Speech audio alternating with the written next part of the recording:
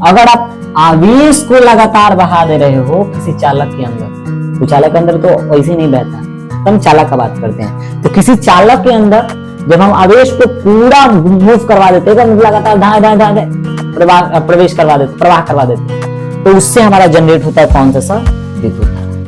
तो hello friend, मैं Kanhaiya Sharma and welcome back to my channel, जिसमें हम लोग देखने वाले हैं 10th क्लास फिजिक्स, जिसका नाम है कौन सा सर? विद्युत धारा। अब इस विद्युत धारा यानी इलेक्ट्रिक करंट के बारे में आज हम लोग देखने वाले हैं कि टोटली इस चैप्टर में है क्या और इस चैप्टर से किस किस प्रकार का एग्जाम में क्वेश्चन बनता है। तो ज्यादा लेट ना करते हुए चैप्टर को हम लोग क्या करते हैं जी, स्टार्ट करते हैं। चलिए, तो अगर आपको बताएं तो चैप्टर का नाम है सर आपका विद्युत धारा, जिसमें हम लोग को मेनली क्या करना है जी, विद्युत धारा के बारे में क्या करना है, जानना है। तो हम स्टार्ट करते हैं विद्युत धारा क्या है और बहता कैसे और बनता कैसे और क्या क्या इसमें पढ़ना है। तो चलिए, अगर आपको विद्युत धारा के बारे में बताएं तो विद्युत धारा बनने का सबसे मेन जो टर्म आता है उसका नाम हो जाता है सर आवेश। कुछ हो जाता है जी, आवेश। ठीक है, सबसे मेन टर्म क्या हो जाता है? आवेश। ठीक है, अब सुनिए, अगर आपको आवेश, पहले आवेश के बारे में देखते हैं ना, फिर जानेंगे लोग कि सर आपका विद्युत धारा होता क्या है। ठीक है, तो आवेश के बारे में देखें तो आप सिंपल सा आवेश के बारे में याद रखिएगा कि आवेश किसी वस्तु का गुण है। जैसे आपके अंदर गुण है कि आप अच्छे हो, आप सुंदर हो, आप बुरे हो, आप खराब हो, जो भी है, तो ये क्या है जी? गुण है। उसी प्रकार आवेश क्या है? कोई वस्तु नहीं है, कोई चीज नहीं है, बस ये क्या है जी? गुण है, किसी चीज का गुण है। ये क्या है जी? किसी चीज का गुण है जो दो चीज को प्रदर्शित करता है। एक होता है जी विद्युतीय क्षेत्र और एक हो जाता है सर आपका चुंबकीय क्षेत्र। ठीक है जी, आवेश दो चीजों को बनाता है, एक होता है विद्युतीय क्षेत्र और एक होता है चुंबकीय क्षेत्र। अब इसके बारे में भी देखना है, बट अभी हम लोग जो है उस टॉपिक को समझते हैं लोग। आवेश क्या था जी? आवेश किसी वस्तु का गुण था जो दो टॉपिक को दर्शा रहा था, एक विद्युत क्षेत्र को और एक कौन से क्षेत्र को सर? चुंबकीय क्षेत्र। इसके बारे में हम लोग देखे। ठीक है, अब आवेश के बारे में जानते हैं लोग। जनरली आपको पता होगा कि आवेश जो होती है वो दो प्रकार की होती है, एक होता है धनावेश और एक होता है सर ऋणावेश। और ये बातें भी पता होगी, धनावेश मतलब हो जाता है आपका प्रोटॉन, जिसको हम लोग P+ से लिखते हैं, और ऋणावेश का मतलब हो जाता है आपका इलेक्ट्रॉन। इलेक्ट्रॉन जिसको हम लोग किससे लिखते हैं जी? E- से लिखते हैं। अब मेरी बातों को ध्यान से समझिएगा, ठीक है? क्या बताना चाहते हैं, किसी भी अगर हम एटम का बात करें, किसी भी एटम का, तो एटम में दो चीजें होती है। एक होता है कक्ष, जहां इलेक्ट्रॉन रहते हैं। कक्ष में कौन से रहते हैं भाई? इलेक्ट्रॉन। और एक होता है आपका नाभिक, जहां पे कौन रहते हैं जी? आपका प्रोटॉन। अब नाभिक के पास एक चीज होता है जिसको बोलते हैं ना नाभिकीय बल, आकर्षण बल, जिसके कारण नाभिक में दो चीजें रहती है, एक प्रोटॉन और एक रहता है जी आपका न्यूट्रॉन। अब ये दोनों जो कण होते हैं ये अगतिशील होते हैं, अगतिशील। अब इसका रीजन क्या है सर? रीजन सिंपल सा है, अगतिशील होने का रीजन सिंपल है। क्यों? तो नाभिक, जैसे आप कोई भी चीज को आप ध्यान से देखिए, ये का हमने एक परमाणु का फोटो बनाया है, तो अगर इसमें हम बताएं तो इलेक्ट्रॉन कक्ष में रहते हैं और इस नाभिक के अंदर दो चीजें रहती हैं सर, एक रहता है आपका प्रोटॉन और एक रहता है सर आपका न्यूट्रॉन। दो चीजें रहती है, दो चीजें सबसे मेन चीजें रहती हैं। तो ये दोनों नाभिक के अंदर रहती है, जिसके कारण नाभिक इसको बहुत मजबूती बल से क्या होता है? पकड़ा हुआ रहता है, लेकिन इलेक्ट्रॉन तो फ्री रहता है। तो गतिशील कण का नाम क्या हो जाती है? आपका इलेक्ट्रॉन। थोड़े वर्ड पे मीन्स मेथी देखिए, बस समझिए क्या बताना चाहते हैं। ठीक है, तो आपके गतिशील कण का नाम क्या हो जाता है जी सर? इलेक्ट्रॉन्स हो जाता है। और अगतिशील कण कौन से हो जाते हैं? तो आपका प्रोटॉन हो जाते हैं। अब ध्यान से देखिए, विद्युत धारा का डेफिनेशन होता है कि आवेश का सतत प्रवाह, सतत प्रवाह। आवेशों के सतत प्रवाह की दर को, जो भी है, आवेशों के सतत प्रवाह की दर को विद्युत धारा कहते हैं। अब व्हाट मींस, इसका मतलब क्या है थोड़ा सा समझते हैं कि आवेशों के सतत प्रवाह का मतलब क्या होता है। सतत मतलब हो जाता है भाई साहब, अगर आपको बताएं सतत का मतलब, तो सतत का मतलब हो जाता है लगातार। ठीक है, तो अगर आप लगातार दूध बहा रहे हो तो दूध की धारा, पानी बहा रहे हो तो पानी का धारा, खून बह रहा है तो खून का धारा। उसी प्रकार अगर आप आवेश को लगातार बहा दे रहे हो किसी चालक के अंदर, तो चालक के अंदर तो वैसे ही नहीं बहता, तो हम चालक का बात करते हैं। तो किसी चालक के अंदर जब हम आवेश को पूरा मूव करवा देते हैं, मतलब लगातार धाए धाए धाए धाए प्रवेश करवा देते, प्रवाह करवा देते हैं, तो उससे हमारा जनरेट होता है कौन सा सर? विद्युत धारा। तो विद्युत धारा का डेफिनेशन आएगा, विद्युत धारा क्या है? तो सिंपल भाषा में लिखेंगे लोग, ये आवेशों के सतत प्रवाह की दर को हम लोग क्या बोलते हैं जी? विद्युत धारा बोलते हैं। अब चलिए आपको बताते हैं, सुनिए, यही टॉपिक रहेगा हम लोग का। अब इसमें आते हैं, सुनिए, दो चीजें होती है, इसी पे थोड़ा जगह एडजस्ट करके आपको बताते हैं, ठीक है? हाँ, स्पेस तो हो गया, अब तो समझते हैं। देखिए, एक होता है आपका धात्विक चालक, धात्विक चालक, और एक होता है वैद्युत अपघट्य।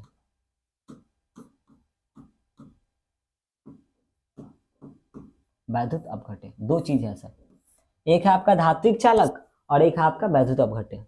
तो याद रखिएगा, धात्विक चालक में अगर हम आपको बताएं, जैसे ये आपके पास लोहा है, तो लोहा में इलेक्ट्रॉन बहने का मेन रीजन क्या हो जाता है सर? आपका इलेक्ट्रॉन बहने का मेन रीजन हो जाता है आपका, मतलब विद्युत धारा बहने का मेन रीजन हो जाता है आपका मुक्त इलेक्ट्रॉन। तो क्वेश्चन आएगा कि धात्विक चालक में विद्युत धारा किसके कारण बहता है? तो उसको हम लोग बोलते हैं लोग सर मुक्त इलेक्ट्रॉन के कारण। लेकिन वही सर वैद्युत अपघट्य का बात करें, जैसे एग्जांपल आप देख लीजिए NaCl। तो NaCl जो होता है ना, वो ठोस अवस्था में विद्युत का चालन नहीं करता है, बट जैसे उसको हम या तो पानी में घोल दें या उसको द्रवित अवस्था में ला दें, तब क्या करने लगता है सर? विद्युत का चालन करने लगता है। रीजन क्या है? रीजन यही है कि Na+ और Cl- में टूट जाता है। तो यहाँ पे वैद्युत अपघट्य में विद्युत धारा बहने का मेन रीजन हो जाता है आपका आयन। तो यहाँ से क्वेश्चन बन सकता है कि धात्विक चालक में करंट किसके कारण बहता है? तो मुक्त इलेक्ट्रॉन। वैद्युत अपघट्य में करंट किसके कारण बहता है जी? तो आपका हो जाता है कौन सा सर? आयंस के कारण। अपने टॉपिक पे आते हैं, विद्युत धारा क्या था? तो विद्युत धारा में जाने लोग कि जो आपका होता है आवेशों के सतत प्रवाह की दर को हम लोग क्या बोलते हैं जी? विद्युत धारा बोलते हैं। ठीक है, सिंपल सी कहानी थी। तो अगर आपको विद्युत धारा का थी बताया फॉर्मूला, देखिए विद्युत धारा को हम लोग सूचित करते हैं आई से, और आई बराबर फॉर्मूला होता है Q/T, यानी Q मतलब हो जाता है आपका आवेश और T मतलब हो जाता है सर समय। ठीक है, आप ऐसे ही बोल सकते हो, आवेश और समय का अनुपात को हम लोग क्या बोलते हैं जी? विद्युत धारा के नाम से जानते हैं। सिंपल सी कहानी चल रही थी। तो इस टाइप से हम लोग क्या कर सकते हैं? विद्युत धारा को डेफिनेशन दे सकते हैं लोग। ठीक है, अब चलिए एक बात आपको बताते हैं, सिंपल से। तो चलिए, अगर आपको हम इसमें बताएं विद्युत धारा के बारे में, तो विद्युत धारा क्या है जी? तो हम इसका थोड़ा मात्रक का बात करते हैं। किसका जी? मात्रक। सिंपल सा कहानी, मात्रक देखिए, अगर हमको आई का मात्रक लिखना है, आई का मात्रक, तो देखिए कैसे लिख सकते हैं। यहाँ पे अगर हम आपको बताएं तो Q मतलब आवेश, आवेश का SI मात्रक का हो जाता है कूलाम, और समय का हो जाता है सर जी सेकंड। तो आपको तो लिख सकते हो कूलाम पर सेकंड, या आप इसको जनरली लिख सकते हो लोग कूलाम पर सेकंड ऐसे भी, या सिंपली आप इसको लिख सकते हो कूलाम सेकंड इनवर्स, क्या कि नीचे पावर प्लस था, ऊपर जाता है तो सर किस में कन्वर्ट हो जाता है? माइनस में। या आप इसको डायरेक्ट बोल सकते हो लोग एम्पियर, ये सिंपल सी भाषा में बोल सकते हो एम्पियर, जो कहानी चल रही थी यहाँ पे। अब देखिए यहाँ से एक क्वेश्चन बनता है कि 1 एम्पियर होता क्या है? तो इसके बारे में थोड़ा सा चर्चा करते हैं। सुनिए, सिंपल सा कहानी बताएं अगर आपको 1 एम्पियर का, तो यहाँ पे हम लोग विद्युत धारा का डेफिनेशन क्या पढ़े थे लोग? I बराबर Q/T। तो यहाँ पे सिंपल याद रखिएगा कि यदि 1 सेकंड में, फॉर्मूला वही है, I बराबर Q/ में क्या हो जाता है जी? T। तो यहां से आप सिंपल यहां से भाषा बना सकते हो, जो हमने इसका मात्रक निकाला था Q का यानी कूलाम, और समय का हो जाता है जी सेकंड। तो सिंपल सा, अगर 1 सेकंड में किसी चालक तार में 1 सेकंड में 1 कूलाम आवेश प्रवाहित हो रहा है, जैसे आपने कोई चालक तार लिया हो, ठीक है, अगर इसमें 1 सेकंड में 1 कूलाम A से B तक चला जा रहा है, तो ये जो हमारा निकलेगा ये हमारा I होगा, और उस I को हम लोग क्या बोलेंगे जी? एक एम्पियर्स के नाम से जानते हैं लोग। तो यहां से आता भी है कि एक एम्पियर क्या है, तो इसका सिंपल सा डेफिनेशन लिख सकते हैं लोग, यदि किसी चालक तार में एक सेकंड में एक कूलाम्ब आवेश प्रवाहित होता है तो उसे हम लोग क्या बोलते हैं सर, उसका हम लोग बोलते हैं लोग एक एम्पियर कहते हैं। तो आप इसका जनरली फॉर्मूला भी लिख सकते हो ऐसे, इसको आप यहां से लिखिए, इसको ऊपर करते हैं, इसका फॉर्मूला हो जाएगा हमारा एक एम्पियर बराबर एक कूलाम्ब अपॉन में एक सेकंड। ये फॉर्मूला हमारा बनता है किसका जी, एक कूलाम्ब का। चलिए देखिए जी, सिंपल सा कहानी चल रहा था। चलिए अब आपको कुछ बताते हैं, यहाँ पे एक एम्पियर जान गए लोग, विद्युत धारा क्या होती है। अब आपको पता होगा आवेश के बारे में, जैसे हम लोग बात कर रहे थे यहाँ पे आवेश के बारे में, तो आवेश के बारे में थोड़ा सा और इंफॉर्मेशन देते हैं आप लोगों को। आवेश जो होता है समजातीय आवेश एक दूसरे को हमेशा प्रतिकर्षित यानी रिपल्सन करते हैं, जैसे एग्जांपल, अगर आपके पास प्लस है और फिर आपके पास प्लस है या आपके पास माइनस है, दोनों जो आवेशें होती हैं वो एक दूसरे को क्या करते हैं जी, प्रतिकर्षित, यानी क्या करेंगे, ढकेलेंगे।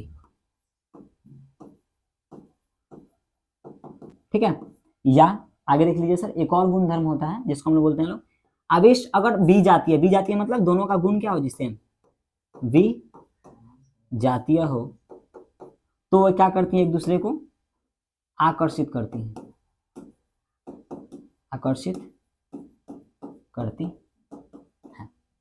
अब इसका सिमुलेशन आपको दिखाते हैं होता है कैसे एक्चुअली में। जैसे एग्जांपल देख लीजिए, माइनस प्लस हो या प्लस माइनस हो, तो ये जो आवेशें हैं इनका जो गुण है, प्रॉपर्टीज है, वो अलग अलग है, यानी ये क्या करेगी, एक दूसरे को आकर्षित करती है। तो ये हमारा कहानी चल रहा था। हाँ, एक और बात बता दें, सुनिए, आपके पास जितनी चीजें अवेलेबल होती हैं वो हमारा जनरली उस पे जो आवेश होता है वो नेट आवेश 0 होता है। कैसे, एग्जांपल देखिए, तो हर चीजें क्या हो जाती है, उदासीन। ठीक है, उदासीन का मतलब क्या, आपको सिंपल सा बताते हैं। जैसे आप Na लिए हो और Cl लिए हो, NaCl नमक जिसको बोलते हैं, हाँ ये केमिस्ट्री में आता है बट यहाँ पे फिजिक्स में यूज होकर समझ सकते हैं।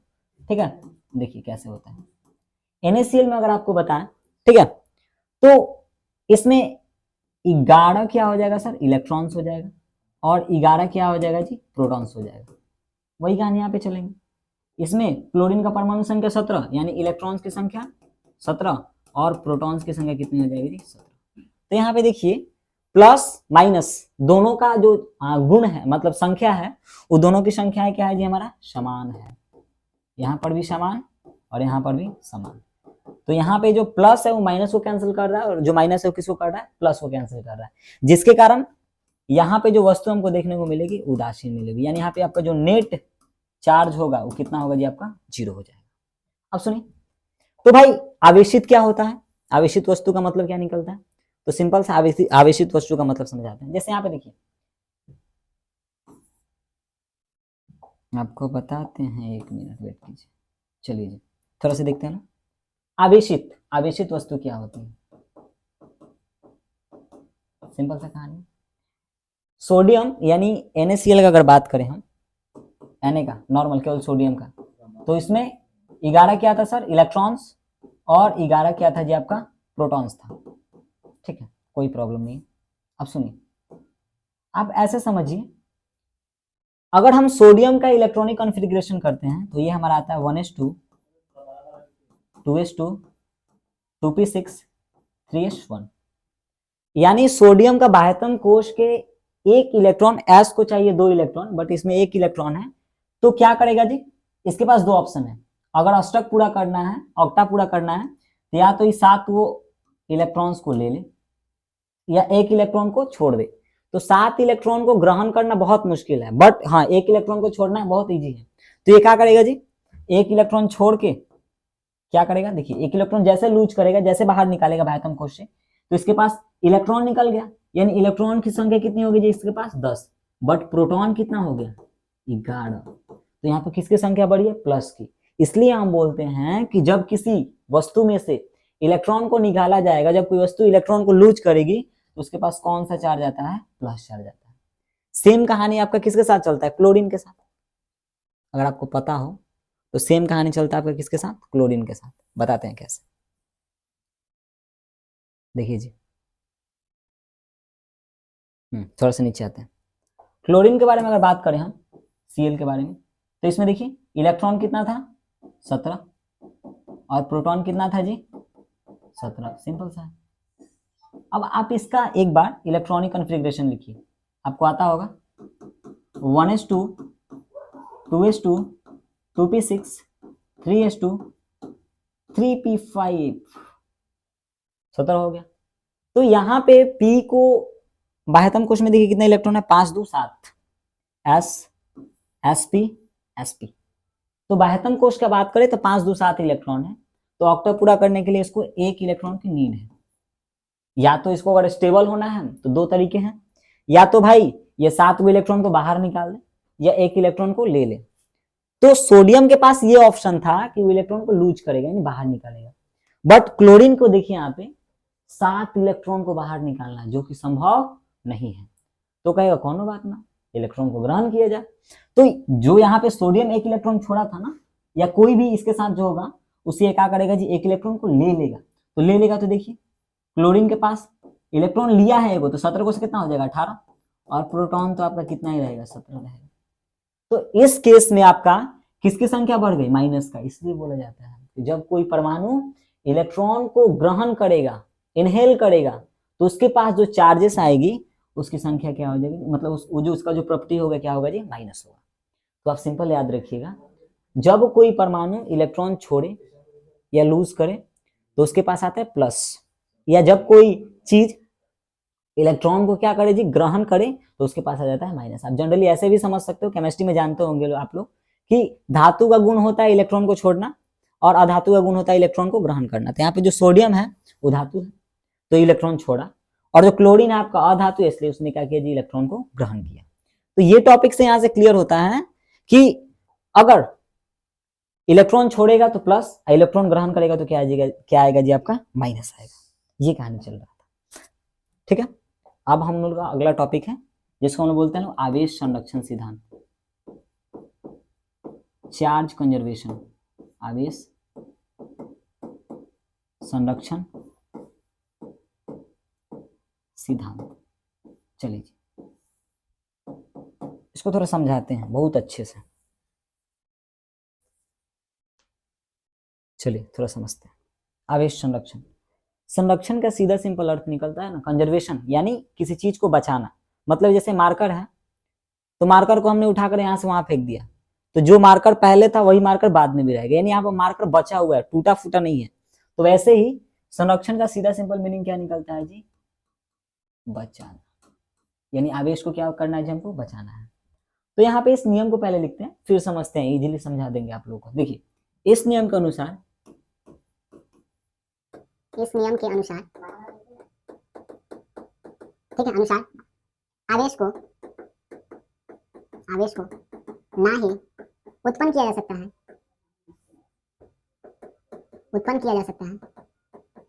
जा सकता है, और ना ही नष्ट,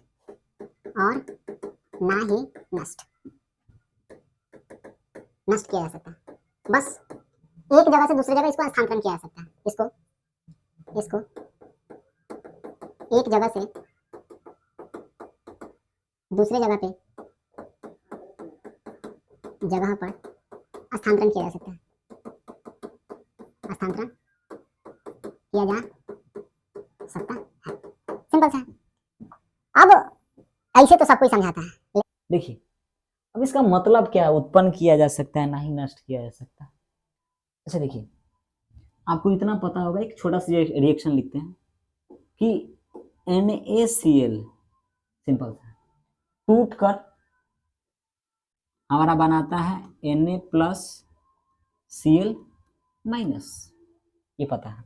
इसको उल्टा भी लिख सकते हैं ना, ऐसे कि Na प्लस और Cl माइनस जुड़ के बनाता है हमारा NaCl। तो यहां से कॉन्सेप्ट एकदम क्लियर हो जाएगा। अगर यहाँ पे आपको बताएं तो आपके पास आवेश कितना है, टोटल चार्ज कितना है, तो आप बोलिएगा कि मेरे पास एक प्लस चार्ज है और एक कौन सा चार्ज है, माइनस चार्ज है। और आवेशों का योज्यता बोलता है कि आवेशों को हम क्या कर सकते हैं जी, बीजगणितीय रूप से जोड़ सकते हैं। तो यहाँ पे देखिए, यहाँ से प्लस से माइनस क्या होगा, टोटली कैंसिल, यानी इधर कुल आवेश कितना है जी, 0।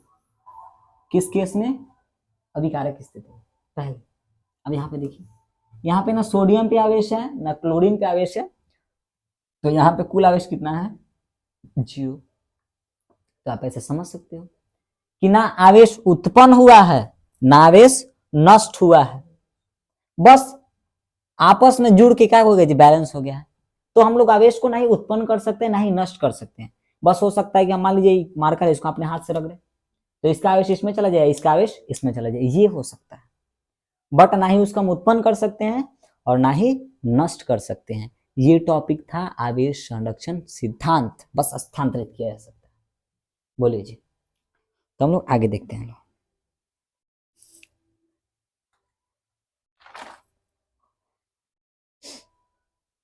हो गया,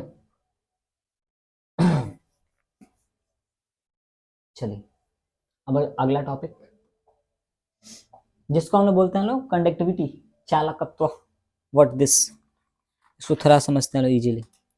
हाँ चलिए, अगर आपको पदार्थ के बारे में बताएं तो ये होता है चालकता के हिसाब से, सिंपल सा कहानी। चलिए, पदार्थ को चालकता के हिसाब से 3 भागों में बांटा गया है, कंडक्टर, सेमीकंडक्टर, नॉन कंडक्टर। आप जो भी बांटना है ऐसे बांट सकते हो। कौन कौन से सर, देखिए यहाँ पे अगर आपको बताएं हम, तो एक बांटा गया आपका चालक,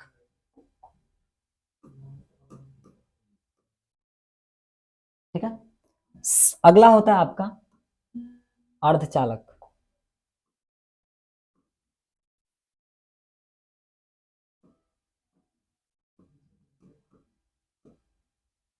और सर आपका अगला होता है कुचालक, जिसको अचालक के नाम से भी जाना जाता है, ठीक है। अब थोड़ा समझिए, कंडक्टर, सेमीकंडक्टर, इंसुलेटर, ठीक है। इसके बारे में थोड़ा सा आपको बताते हैं क्या चीजें हैं। सिंपल सिंपल सी कहानी है, आप लोग समझ जाइए जी। देखिए, सबके बारे में एक एक करके समझते हैं और क्या बोल रहे हैं, सुनिए। चालक सिंपल है, जिसमें विद्युत धारा बहता है उसे क्या बोलते हैं लोग, चालक। जिसमें विद्युत धारा बहता हो, जिसमें विद्युत धारा आसानी से प्रवाह हो, आसानी से प्रवाह हो। और इधर देखिए सर, कुचालक में जिसमें बिल्कुल ही ना हो, होता है बस इतना कम होता है पता भी नहीं चलता है, ना ही होता है, तो जिसमें विद्युत धारा का प्रवाह ना हो, जिसमें विद्युत धारा का प्रवाह ना हो। बट देखिए सर, ये बीच में आता है ना, तो इससे थोड़ा ज्यादा होगा, सॉरी इससे थोड़ा कम होगा, बट इससे थोड़ा क्या होगा, ज्यादा होगा। तो अगर आपको हम इसमें बताएं तो इसमें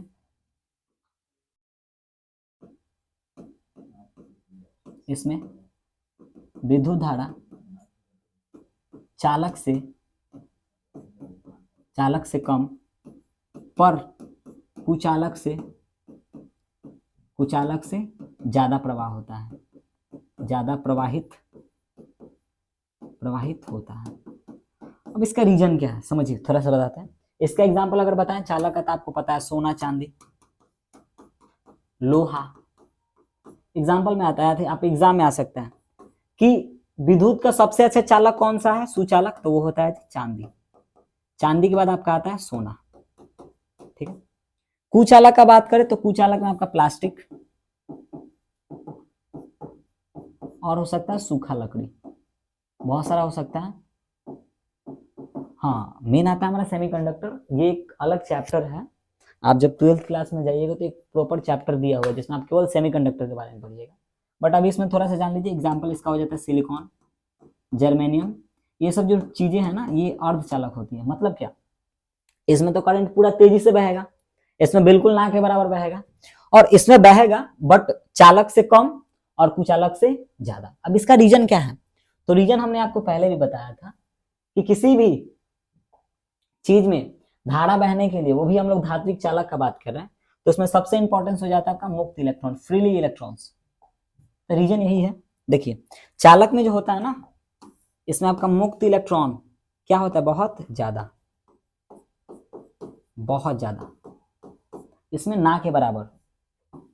इसमें मुक्त इलेक्ट्रॉन्स ना के बराबर, ठीक है। हाँ, इसमें होता है चालक से थोड़ा कम बट कुचालक से थोड़ा क्या होता है जी? ज्यादा। तो जो बीच में आता है ना उसको हम लोग बोलते हैं लोग अर्धचालक। तो आप इस प्रकार से इसको डिफाइन या जो भी डेफिनेशन देना है वो क्या कर सकते हो जी? दे सकते हो। इतना देखिए, फिर आगे आप लोग को बताते हैं, चैप्टर पूरा खत्म कर देते हैं। चलिए आगे देखते हैं। आगे हम लोग का बहुत अच्छा टॉपिक है विभव, जिसको पोटेंशियल बोला जाता है।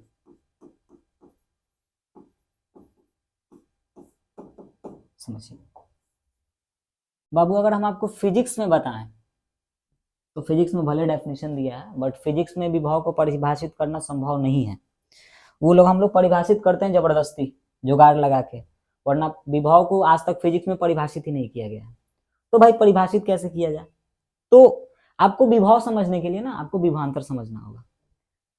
तो आप एक तरीके से अभी विभव का आप एज्यूम कर लीजिए प्रेशर, क्या मान लीजिए? दाब। तो आपको विभवांतर कुछ अच्छे तरीके से समझ में आ सकता है। तो पहले आपको समझाते हैं कोची जी, विभवांतर मतलब पोटेंशियल डिफरेंस जिसको बोलते हैं। फिर आपको आते हैं लोग किस पे जी? विभव पे। सुनिए आपको बताते हैं, आपके पास अगर ये दो टंकी है जो भी है, ठीक है, और ये दोनों टंकी में मान लीजिए सर पानी भरा हुआ, ठीक है जी।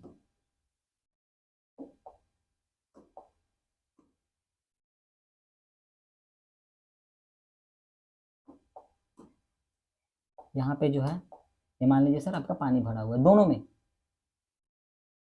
दोनों का लेवल जो है वो सेम है, दोनों का लेवल वो क्या है जी? सेम। अब सुनिए, अगर हम आपसे पूछे ये जो पानी है वो इसका फ्लो ए टू बी होगा, ए भी नाम दे दिए, या बी टू ए होगा, इसका बाद जवाब थोड़ा हमको जल्दी से दीजिए कि इसका जो प्रवाह होगा पानी का वो ए से बी जाएगा कि बी से ए जाएगा। तो आप सिंपल यहां से दिमाग लगाइएगा कि दोनों में पानी का लेवल सेम जाएगा। पहले कैसे भाई, एगो पाइप इसको कनेक्ट करते हैं तब कोई उपाय लगेगा। हाँ चलिए जी, कनेक्ट किया, ठीक है। अब जाने आने का चांस है, लेकिन अभी ये फ्लो नहीं करेगा। रीजन क्या है सर? इधर से देखिए, इधर से जो आपका प्रेशर है, ये दोनों तरफ से प्रेशर का मान क्या है जी? सेम है। तो बताइए, अगर इधर से भी प्रेशर सेम, इधर से भी प्रेशर सेम, तो ना पानी इधर से इधर जाएगा ना इधर से इधर आएगा। लेकिन जैसे हम करते हैं क्या सर, वही कहानी लेंगे और पानी को थोड़ा हम क्या कर देते हैं? बढ़ा देते हैं। इधर पानी को हम क्या कर दिए जी? बढ़ा दिए। अब देखिए सर, पानी को जैसे बढ़ाएं तो आपको प्रेशर में डिफरेंट आया।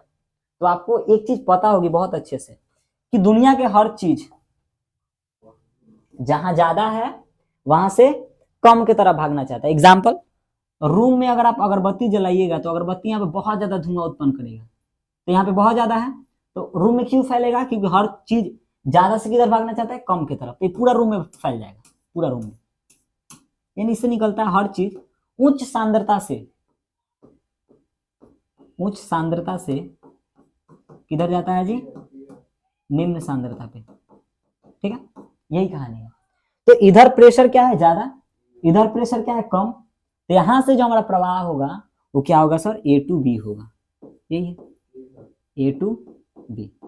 क्यों, क्योंकि ए की तरफ से प्रेशर ज्यादा, बी की तरफ से प्रेशर कम लग रहा है। तो जैसे मान लीजिए दो आदमी रस्सी कसी का खेल खेल रहा है, ऐसे ही एक बीच में है एकदम रस्सी यहाँ पे, तो होगा क्या, अगर ये प्रेशर ज्यादा लगाएगा अपने तरफ खींचेगा, अपने तरफ ज्यादा खींचेगा तो रस्सी इधर आएगा, ये आदमी अगर प्रेशर उधर लगाएगा तो ये चीजें उधर जाएगी। तो वही कहानी यहाँ पे है, यहाँ पर प्रेशर बहुत क्या था ज्यादा और यहाँ पर प्रेशर बहुत क्या था कम, तो पानी का जो फ्लो होगा, वाटर का जो फ्लो होगा वो A2 से क्या होगा बी होगा। लेकिन वही कहानी अगर हम उल्टा कर दें, इस पानी के फ्लो को हम इधर ज्यादा कर दें तो इधर प्रेशर ज्यादा हो गया, तब स्थिति क्या हो जाएगी सर, तब हमारा प्रवाह होगा किधर, B2 यानी पानी आएगा बी से किसके तरफ जी, ए की तरफ। यानी यहां से एक बात हमको पता चला सिंपल सा, कि जब तक प्रेशर सेम था तब तक पानी का प्रवाह संभव नहीं है। उसी प्रकार सेम याद रखिएगा, जब तक दो चीजों में, दो वस्तुओं में विभव का वैल्यू सेम रहेगा ना, पोटेंशियल सेम रहेगी दोनों की, दोनों का डेंसिटी सेम रहेगा, तो ना आवेश ए से बी जाएगा और ना बी से ए आएगा। तो पता है कि जब आवेश का प्रवाह ही नहीं होगा तो भाई विद्युत धारा बहना संभव नहीं है, क्योंकि विद्युत धारा बहने के लिए सबसे इंपॉर्टेंट चीज जो हो जाता है हमारा, वो हो जाता है आवेशों का प्रवाह। तो ये चीज आपको पता होना चाहिए कि अगर प्रेशर सेम रहेगा तो पानी नहीं बह रहा था, उसी प्रकार अगर विभव सेम है तो विद्युत धारा का प्रवाह नहीं होगा। तो यहाँ पे अगर हम आपको बताएं पोटेंशियल के बारे में, तो देखिए क्या था, इसको डिलीट करते हैं, ये कोई काम की चीजें है नहीं, आपको बस बता रहे हैं, ठीक है, समझिए इधर थोड़ा। अब पोटेंशियल में बात करते हैं, सुनिए, सिंपल सा इसका डेफिनेशन आता है, दो विभवों के अंतर को, दो विभव, भाई अभी विभव बताए नहीं है, थोड़ा सब्र कीजिए, विभवों के अंतर को विभवांतर कहते हैं, विभवांतर कहते हैं, ठीक है। जैसे देखिए ये आपके पास कोई चालक है, अरे भाई क्या हो रहा है इसे यार, हाँ देखिए ये देखिए ये है, तो यहाँ पे अगर बताएं तो अगर हम इसमें आई धारा देंगे, सिंपल याद रखिएगा, आई धारा अगर दे रहे हैं तो दोनों के पास विभव उत्पन्न होगा, इसको अगर ये है तो यहाँ पे उत्पन्न होगा भी ए, और यहाँ पे आपका जो विभव उत्पन्न होगा जी भी। तो देखिए विद्युत धारा का फ्लो कब होगा, जब इनके बीच में क्या होगा, डिफरेंट आएगा। तो उसी प्रकार अगर आपको दो विभव के अंतर को लिखना हो, अंतर मतलब माइनस करके, तो उसको हम लोग क्या बोलेंगे जी विभवांतर। यानी अगर आपको विभवांतर लिखना है भी ए बी, तब आप क्या लिखिएगा, लास्ट टू फर्स्ट, यानी भी बी माइनस भी ए, ठीक है। वही आपको अगर आप दे दे कि विभव को लिखना है भी से ए तक, तो आप इसको लिखिएगा भी ए माइनस तब भी बी। तो आप इस प्रकार से विभवांतर को डेफिनेशन दे सकते हो। तो भैया ठीक है, विभवांतर तो आ गया, बट विभव हमको समझ में नहीं आया, कि विभव समझ ही नहीं आया तो आप कैसे हम समझेंगे विभवांतर। तो बस अभी आप इतना जानिए, दो विभव है उनके बीच में कुछ अंतर है, तभी क्या होगा जी, विभवांतर उत्पन्न हो सकता है। ठीक है जी, कोई प्रॉब्लम नहीं है भैया, समझ में आ गया। अब आपको बताते हैं, ठीक है। अब हम लोग चर्चा करते हैं विभव पे। अब आप एकदम इजीली समझ जाइएगा, सिंपल। हर चार्ज कुछ इलेक्ट्रिक फील्ड बनाता है, चर्चा करेंगे सर इस पे, व्हाट इलेक्ट्रिक फील्ड, चर्चा करेंगे। सुनिए, कोई आवेश है, जैसे एग्जांपल कोई आवेश प्लस आवेश है,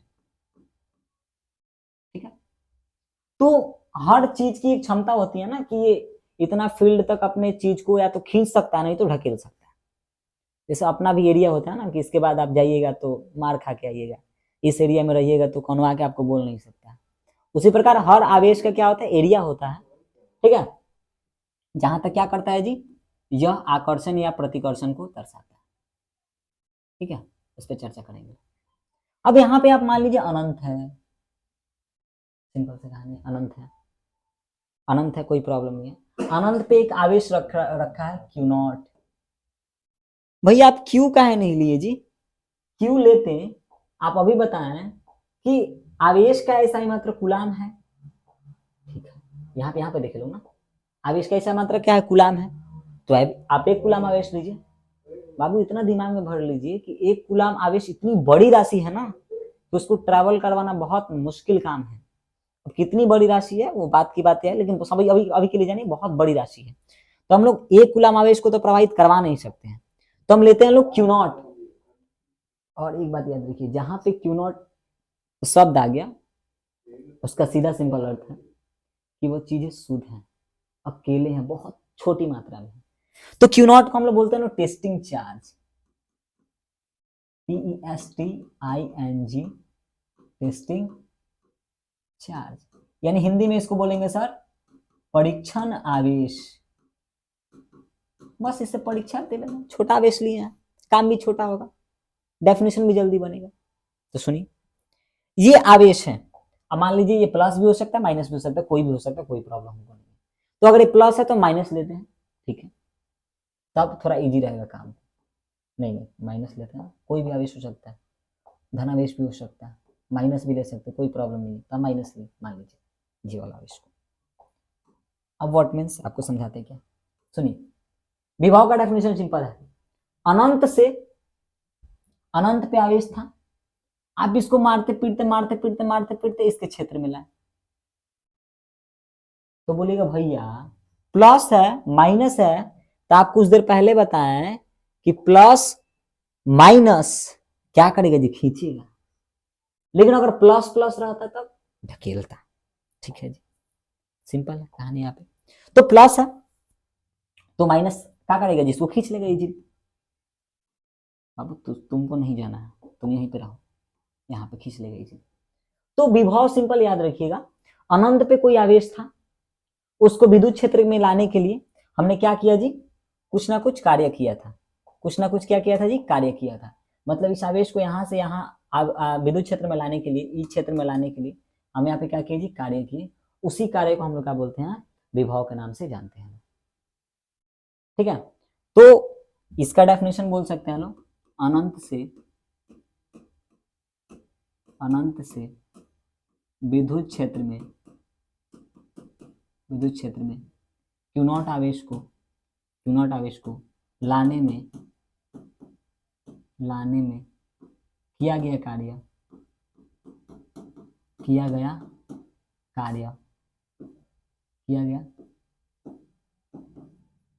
आपके क्या कहलाता है जी, विभव कहलाता है।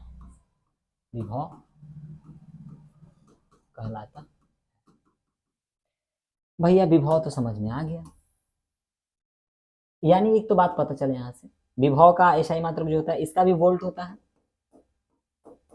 और इसका भी क्या हो जाता है जी, वोल्ट ही होता है मात्रक।